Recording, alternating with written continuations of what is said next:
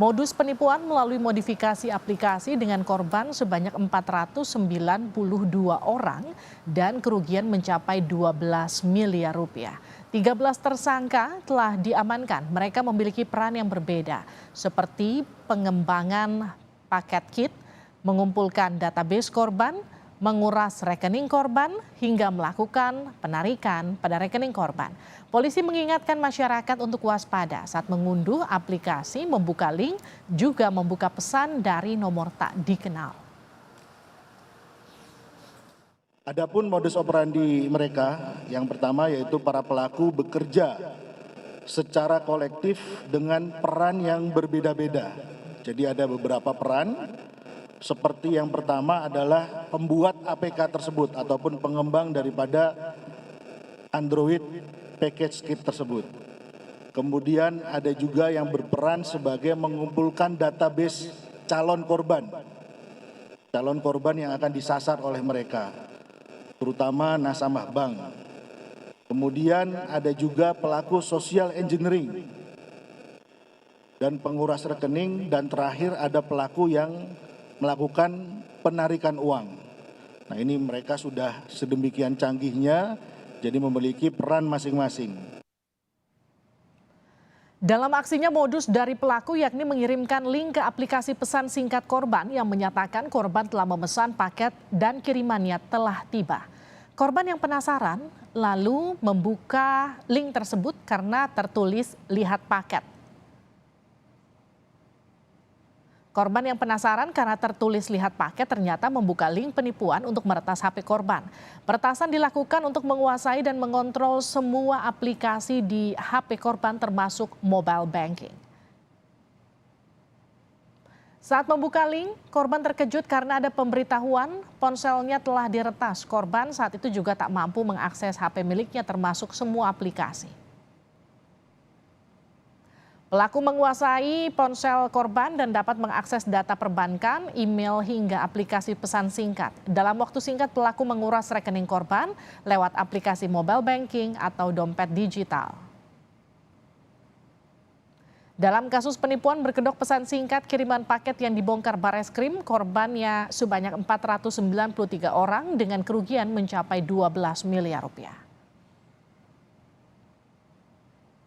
Polisi membongkar modus penipuan info kiriman paket lewat pesan singkat yang menyertakan link aplikasi. Menurut aplikasi tersebut, pelaku menguras rekening korban setelah meretas dan menguasai ponsel dan seluruh data di dalamnya. Korban sebanyak 493 orang dengan kerugian mencapai 12 miliar rupiah. Bagaimana mekanisme penipuan dengan modus ini dan apa yang perlu diwaspadai? Kita akan sapa Pratama Persada, pakar keamanan siber. Selamat malam, Pak Pratama. Selamat malam, Mbak. Ini modusnya seperti apa? Kita sebetulnya sempat mendengar ini beberapa bulan yang lalu, tapi kenapa korbannya tetap semasif ini?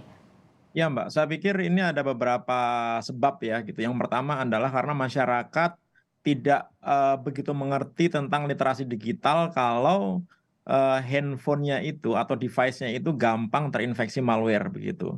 Kemudian juga masyarakat kita ini terlalu percaya sama orang begitu, sehingga kan sekarang ini banyak orang belanja online ya gitu, sehingga biasanya kurir gitu motoin barangnya kemudian ngasih tahu kita, Pak, Bu, barangnya sudah sampai ya gitu. Nah, ini kebetulan yang dikirim itu bukan gambar tapi adalah aplikasi, ekstensinya APK gitu. Masalahnya tidak semua orang ngerti masalah IT kan, nggak ngerti masalah teknologi begitu. Sehingga ketika ada orang mengaku kurir gitu, seolah-olah dia kurir ngirim gambar, ini udah nyampe ya gitu. Begitu diklik ternyata install aplikasi. Nah, celakanya sebenarnya ketika ngeklik link itu akan diminta permission gitu. Apakah boleh ngakses SMS, apakah boleh ngakses data, apakah boleh ngakses phone book, apa boleh.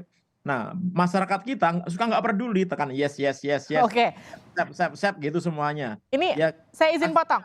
Jadi ketika kita klik linknya sebetulnya sudah ada permission di sana. Jadi sebetulnya kalau kita agak sedikit lebih cermat dan teliti, tidak asal klik-klik, itu kita sudah tahu bahwa ini ada upaya dari aplikasi untuk mengakses dari mulai aplikasi handphone sampai nomor telepon begitu yang ketika kita mengklik itu begitu, Pak Pratama?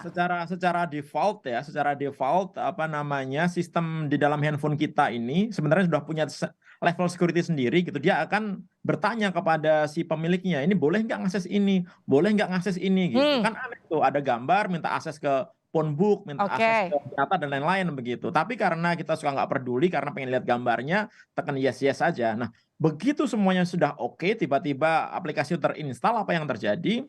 Aplikasi ini adalah malware, namanya tipenya adalah RAT gitu, Remote Access Tool gitu. Jadi dia bisa menginfeksi handphone kita dan bisa digunakan untuk mengambil alih handphone kita. Jadi handphone kita ini dikendalikan dari jarak jauh si pengirim malwarenya ini. Kemudian juga malware ini bisa melakukan sniffing terhadap apapun yang kita ketikkan di dalam handphone kita. Jadi kayak keylogger gitu, kita ngetik PIN dia bisa baca, ngetik password dia bisa baca gitu. Sehingga ketika dia mengakses handphone kita, kemudian membutuhkan PIN, membutuhkan password untuk transaksi, dia udah tahu itu. Sehingga dia bisa melakukan dari jarak jauh tanpa kita sadari gitu. Jadi handphone kita jalan sendiri gitu, Mbak. Pak Pratama, kalau kita mengakses mobile banking sebelum kita mengakses aplikasi pertasan tersebut, apakah kemudian juga tetap terbaca ataukah memang baru terbaca setelah aplikasi tersebut menjebak kita dan kita mengakses PIN? Baru terbaca setelah ada aplikasi malware ini masuk ke dalam kita, Mbak. Sebelumnya nggak terbaca, karena kan PIN itu tidak tercatat di handphone sebenarnya. Jadi kalau kita memasukkan PIN, memasukkan password, itu harusnya tidak tercatat di handphone. Yang jadi masalah ketika malware itu sudah terinstall ke handphone kita ketik password atau ketik PIN, itu direcord sama malware ini. Sehingga dia bisa tahu dengan tepat si user ini lagi menggunakan mobile banking apa, BRI, BCA, Mandiri dan lain-lain, semuanya bisa gitu.